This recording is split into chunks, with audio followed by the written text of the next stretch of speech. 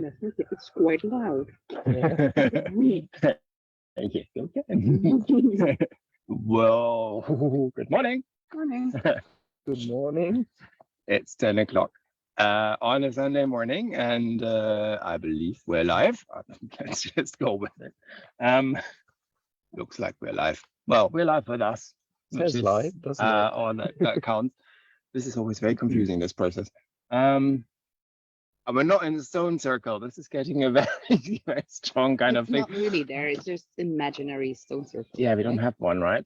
It's just An imaginary friend. yeah, exactly. We have an imaginary stone circle which we move all the time. So no one can actually see it. Yeah. And so sometimes it's in vegetable garden, sometimes in Poets Grove, and sometimes The hammock. in the hammock. Isn't this great? Around the hammock. Under a kaki tree. No. Yes. There's this Yeah, one. this one.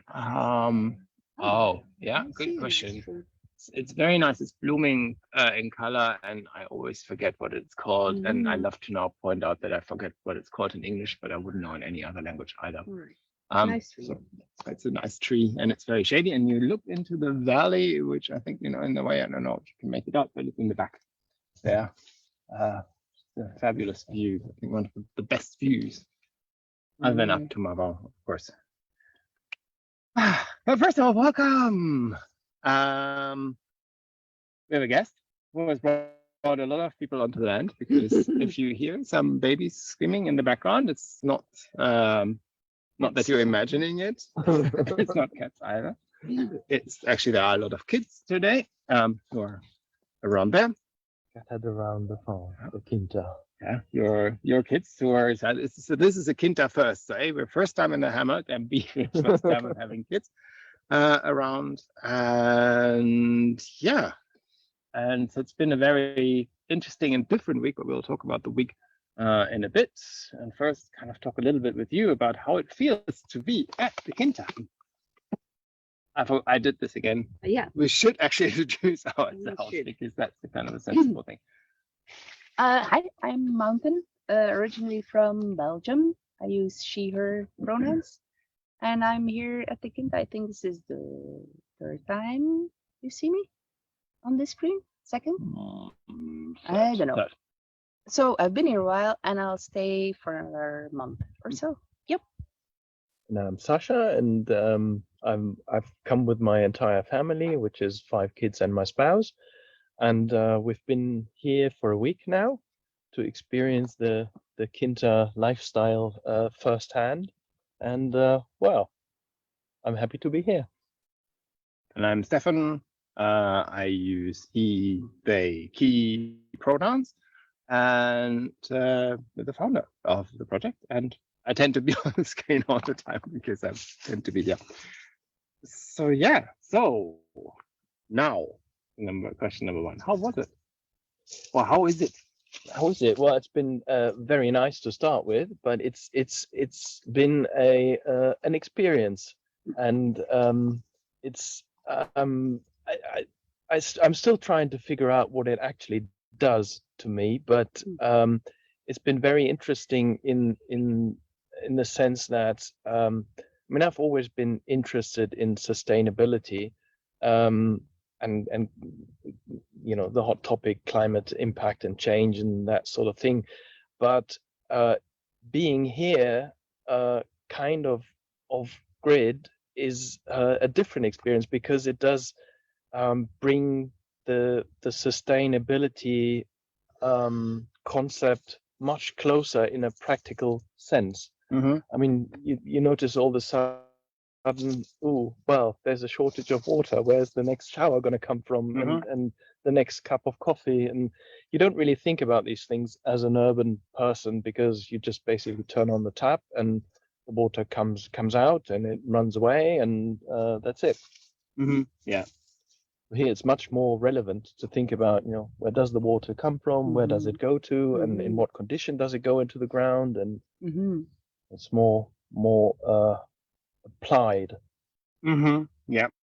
Yeah. I mean, as an ex-urban person, I can certainly think about, I remember always living in the UK, and every time, I think every summer, there were hosepipe bans. Yeah. I had an apartment, and it was like, oh well, yeah, whatever. Yeah. And I would never have thought, like, yeah, the shampoo I'm using is ending up in my vegetables. Yeah. But then here, for example, it will end up in your Yeah. vegetables in one form or another. Yeah. Or, the water levels all over Portugal, worst drought since 1,200 years. Um, that we are very lucky, actually, we have water in this area. This is what I wanted to say, like compared to other places, I guess we are still living in a lot of abundance, like electricity, water,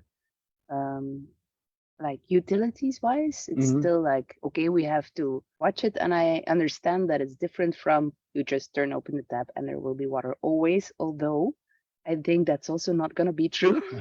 Quite I right. mean, there quite have right. been in London, I think it was last year, the year before, that there was also a short. I mean, you Yeah. realize it's closer. You're Yeah. closer to the source, so you realize it quicker. Yeah. But it's a global thing. I mean, it's not just here. Yeah. It's affecting everyone. Yeah, Yeah. definitely. And like we have this sub cooperating group, Queers for Climate Justice, and I remember, like having this, and actually, but this would be great if you could just kind of call up and kind of put somebody into the Zoom call. But Seth was coordinating this. We were having these kind of talks, and there was like a talk, for example, from the group already, like virtually at one of the events, also advertised on the Quinta, where people talked from around the world, particularly also from a queer perspective, onto climate justice issues. And I think you're totally right, because what came out is this sort of scenario, right? Like, well, you live in London, you live in Amsterdam, you live in Berlin, you live in smaller cities, Cologne or wherever, and or even anywhere in the north, the global north, it's all very far away, right? Kind it of seems really. to be, but it's really not. It's really not, and it's certainly coming closer. I mean, you can feel the impacts more real time, I suppose. So I think that there is a sense that things are coming closer, but still, being here, it's just direct impact. Yeah, because everything is circular around here, right? It's sort of, your water comes from the land. If the land doesn't have any water, you don't have water either. Yeah. Which makes it more anxious in a way, that you're like, oh, we don't have water, but it's also much more clear or something. You are not dependent on this big grid that is of electricity and water that is organized for you. Yeah. And you really won't know there's low water level until you turn open the tap. And there's no more, while here we just take a stick and make measurements on it to see, like, okay, the water dropped 1.5 meters. So we start to we have to start being careful, and not when it's too late, although it can also happen, of course. But for me, I like that it's much more like shorter feedback loops. I think that's it. It's the feedback loops that are that's a good way of putting it. And of course, it goes beyond the water, right? I mean, like, it goes with everything, like the food, sort of the harvest. That kind of has an immediate impact. Things dying have an immediate impact. I'm just thinking of the apricot, for example, sure. And various other trees, not necessarily only on our property, but around here. There was I think we talked about it at one stage also. There was a quercus, which is one of the local nature organizations. Sent this update that very old oak trees are shedding branches around here. If we were to turn around, we have some palm trees on the property, which really should be much more drought resistant. I mean, at least where they originally come from, and they are old. They're not young. But they're looking very bruised and battered with the drought that's going on here.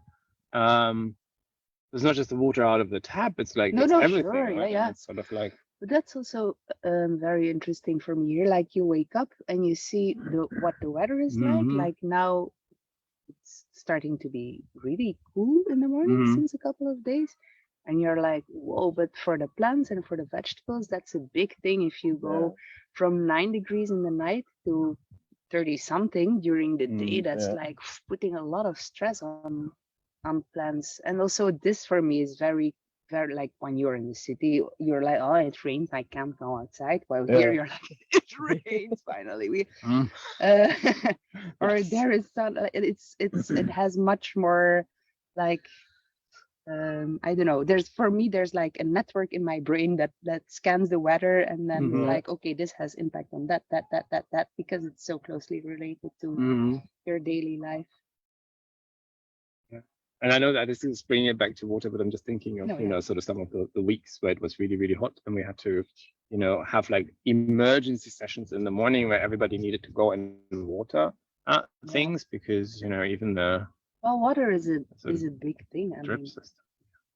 that we keep talking about it maybe, but it's like source of life, right? Yeah. Without water, really nothing. Yeah, nothing can works, survive. right? Yeah. And that's the sort of the scary part, right? Yeah. You should think of.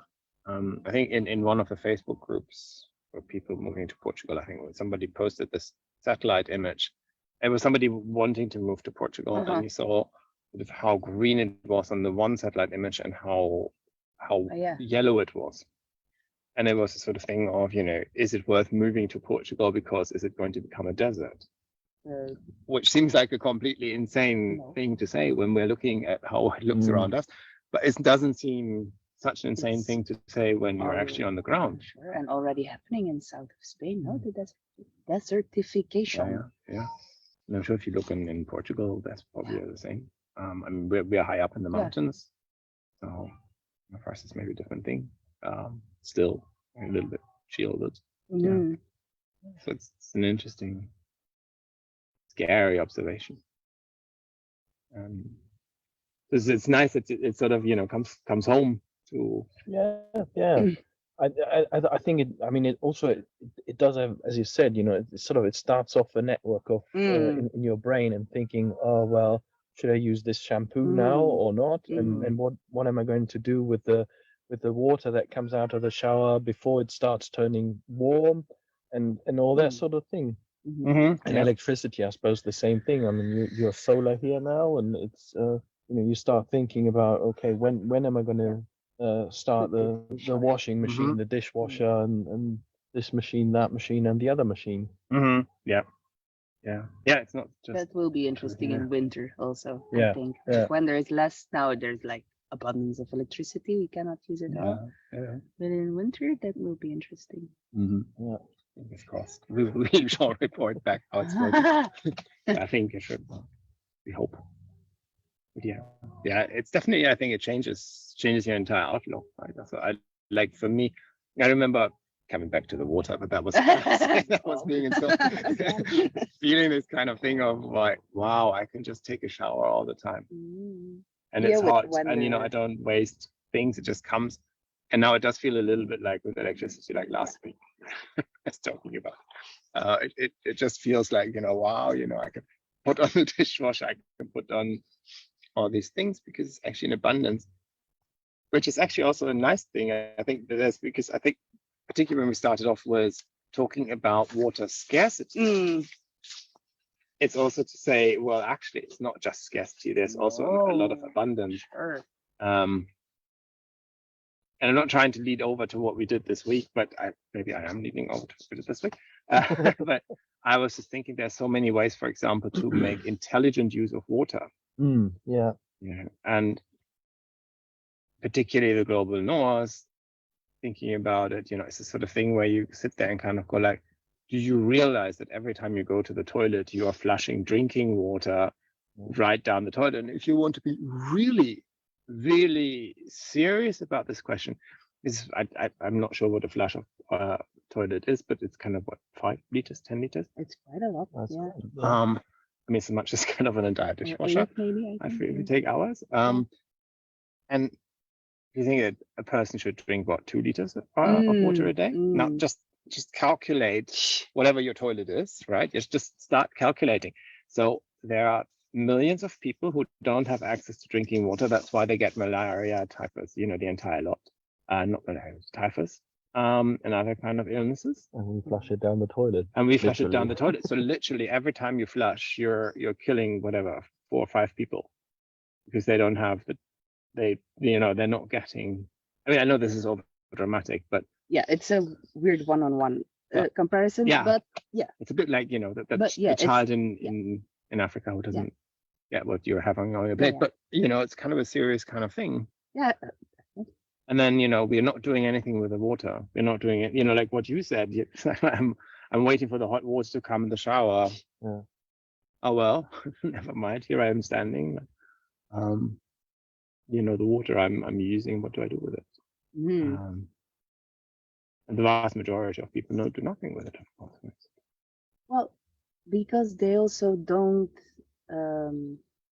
cannot intervene in the system. Yeah, well, that's Mm. the thing, isn't No? it? It's like a big, huge system that you're Mm-hmm. stuck in if you're in an urban Mhm, environment. I mean, mhm. here you could capture it and use it to water plants, Sure. but you can't really. You can to an extent, but just very small extent Yeah. in an urban environment. I Yeah. mean, you're just there and you're exposed to the system. Unless you've got your own house, of course, you can start thinking about using rainwater instead of drinking water. But I think the options are much more limited. Yeah. It kind of leads to an entire new discussion, which maybe we should have at some other thing. What is sort of all the stuff that happens when you're living in an urban environment versus a rural environment? Mhm. And kind of like what does it do to your brain?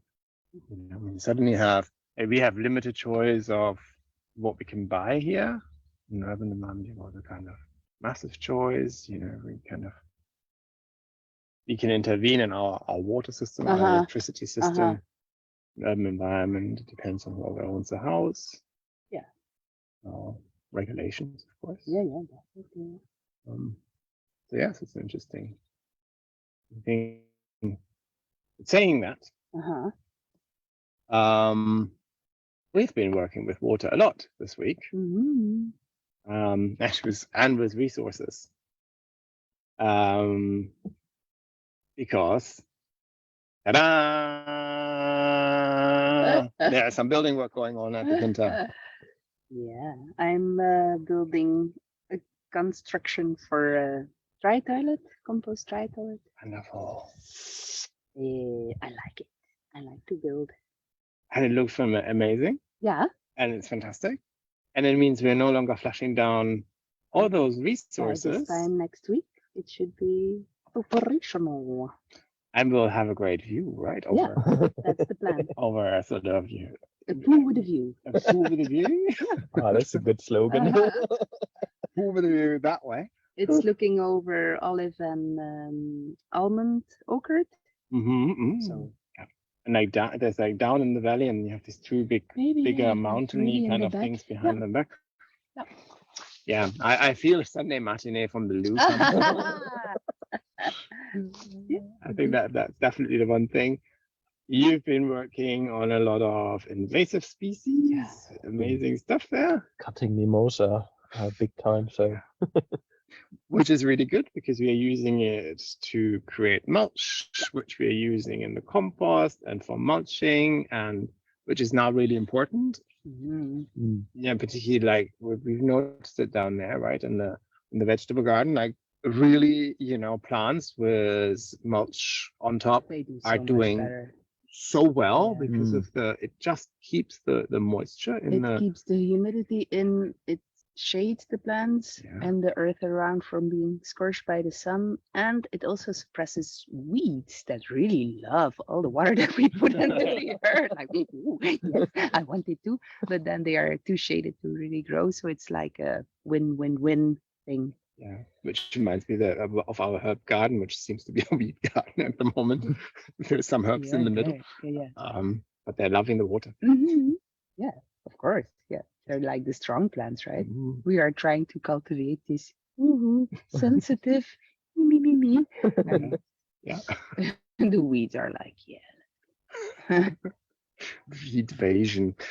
And what else have we done? Oh yeah, of course, water system, and vegetable garden number 3, Sue's vegetable garden. well, we've all been kind of carrying big water tanks around because we now have big water tanks on the Quinta. We've connected another pump, so we'll have 2 pumps pumping water into various vegetable gardens. Of course, the idea is to create a water tank that will be a little bit later. That connects all of them together and brings all the rainwater and the grey water and everything together to kind of use it in the vegetable gardens. So actually, water has been super central. Yeah. That's why we are. That's why we. And of course, we've been sticking your stick into the well every day, kind of going like. I remember yesterday, the day before, where suddenly the stream was like completely full of water, and now it's down again. It's a little down again, yeah. Okay. It's interesting. It's not really Very inconsistent. predictable, yeah. Super weird. Strange what's happening there. But yeah, storage is a main thing. So if you hear kind of walking around, it's Lady. Amazing. Decided to join us. Yeah. So I think, what are we planning for next week? Building for me, I guess. Main thing. Yeah, we've I'm now also- set a deadline. We've now got a deadline for a toilet. It's been officially announced. Yeah. I think I would also like to trim some more of the grass to start to use as mulch for next year. Yeah. That would be good. I just remembered this morning that we actually started doing that and I kind of forgot about it. Yeah, I guess. Certainly more mimosa to cut. So. Yeah. And it's not just Thank you. cutting mimosa, right? It's actually making space for some wine. Yep. And for Pagoda. is it a pagoda or pergola? Pergola. Yeah, sure. I never know the difference, but one of those things where basically you have the Shady tent. shady tent. Shady tent. It's very shady. It's behind, it's in the dark parts behind some trees. A very private spot. You really want to have a shady tent time with me. But it will probably be a very nice place to have a glass of wine and look out. Has a beautiful view there. Amazing, right? It's one of those places that nobody's ever really been to, I think, because it's a bit. Well, there's a lot of mimosa. There is nothing there to go to. I guess that's one of these permaculture things, right? To see on your land where you create pathways and like functional places that. Yeah, it would be so nice when we have like one pathway through all of the Quinta, which isn't the one next to the stream. The moment we have one next to the stream, which everybody walks like a bit of a more higher one where you can actually look down as well onto the stream and onto the entire valley that's there. You're cutting more mimosa. I think we need to kind of take some tanks, like water tanks around, and locate them and kind of get them connected. Your water system. Water mode. Yep. For the next week, it's water mode. Yeah. And then there's other things coming up next week. Wow. There are cool things coming up because if you haven't joined it, that's for you. As yet, there is a welcome meeting, which we'll also talk about some of the theme weeks. I think we'll talk about the food week, about the work weeks coming up. In fact, all the really cool stuff that's happening in autumn at the Quinta. Now a lot of people are still on holiday mode, but kind of we're going over into the kind of really cool mode. And autumn on the Quinta is really amazing. I know both of you haven't been here during autumn. I've been here during autumn last year. Good for you. I have some inside knowledge, but if you want to come here during autumn, it's really amazing because it gets cooler during the day, but not necessarily cooler at night. So it's sort of like stays the same than it is now. So it's a sort of kind of lower teens. And then as soon as you get into winter, it becomes really amazing because then you get amazing sunrises and amazing views and sometimes like low-hanging clouds, which is so beautiful. In fact, I think one of the Quinta logos has this view from It's a little bit up the sort of the road that leads to the community house into the valley on the hand. With some mountains in the background, and it's just like there's no filter. I swear, honestly, there's no filter on it. Because everybody's going like, "Whoa, where is this?" And it's like, "Wow, it's just like yeah, right on it." I think it was October last year. So that brings us to the three events actually, coming up this year still. But the two immediate ones are the Food Week in September. Really, really interesting because if you want to preserve food, want to work with food, do all of that, learn how to do it as a community, then 18th to the 25th, I think, of September is the time to be at the Quinta. I might come back then. Yeah, well, we will hopefully do wine too. Yeah. So we'll be preserving, it will be, kind of doing all Harvesting also. harvesting, yeah. And hopefully doing wine. Then there is another work week, 2nd to the 9th of October. And then I haven't got the dates written down, and I really should have. Then there's an olive harvest week. It's like first week of December. It is. Yeah. First week of December. So because we're late here, we're much later than the rest. Apparently. Okay. So let's try and hope. And this week coming up, now I'll come back to that one.